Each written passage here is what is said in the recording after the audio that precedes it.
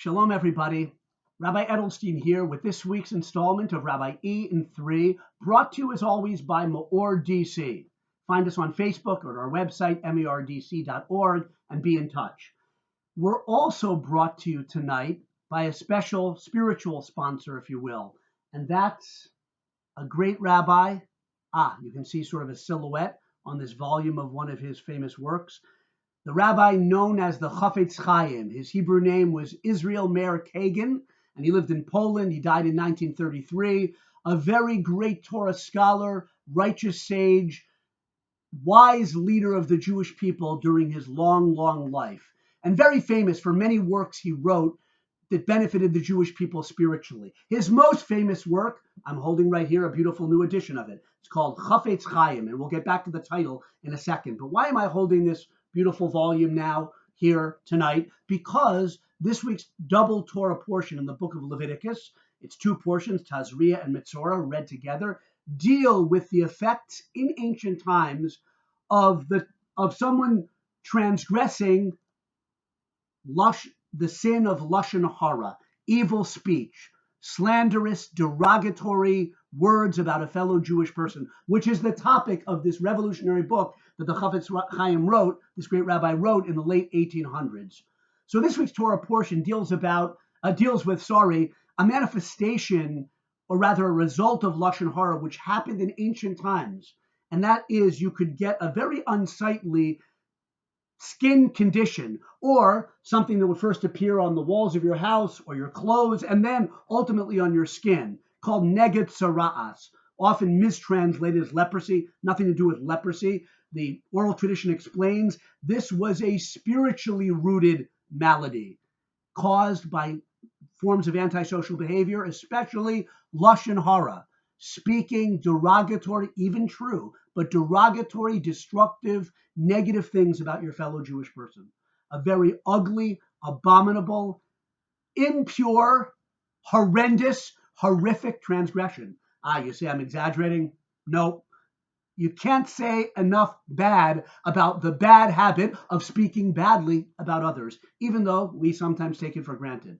So, now, we don't have this manifestation of a spot on the furniture or the skin nowadays. That was only in the temple times, in ancient times, in the land of Israel. You might say, great, because otherwise we'd all be walking around covered with unsightly white patches and going to dermatologists, and they'd say, we don't know how to cure this. There's no ointment that will take care of this, because it was a spiritual disease. But maybe it's not a good thing we don't have this anymore, because it was kind of a reminder from above, hey, buddy or lady, start speaking nicely about people, and don't use your holy, elevated power of speech, what distinguishes you as a human being in a most unique way from all other creations. Don't use it to destroy other people's reputations, and just for a momentary pleasure, say something nasty or say something witty to someone about someone else, because that's the essence of loshon hara. Now, this was a famous book, All the Laws of Proper Speech, and we don't have time for that. I'm already almost going over time, and you might say no loshon hara about me because of that. I hope not. That Rabbi E, he never does it in 3. Okay, don't do it. The Talmud, the oral tradition, talks in extreme terms, like I did before, about loshon hara.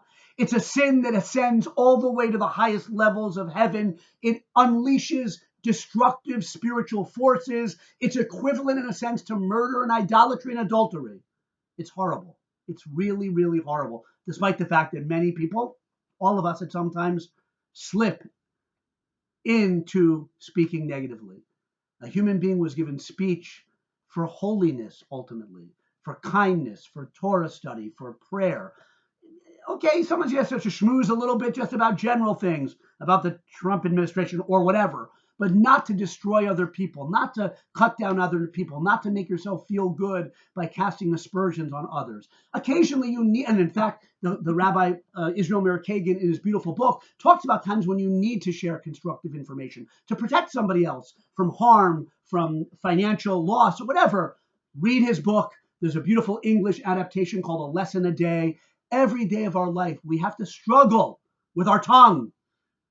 Death and life are in the power of the tongue, as King Solomon wisely said. And if we really, truly want to be alive in a spiritual sense, That's why we have to guard our tongues. And that's why Israel Mirakagan, that holy Jewish rabbi and sage, entitled his book Chafetz Chaim, the one who desires life. It's an allusion to a reference to a verse in Psalms. Who is the one who desires life, to see good? I'm paraphrasing. Nitzor loshon ra. Guard your tongue from evil. What else can I say? I said too much. I've gone over. Ugh. Don't speak badly about me or about anybody else. Do good. Use your power of speech to elevate, to make the world a beautiful place, a blessed place. Blessings, not curses, should come from all of our mouths. May you be blessed with a wonderful Shabbos, a beautiful day of rest. Good Shabbos.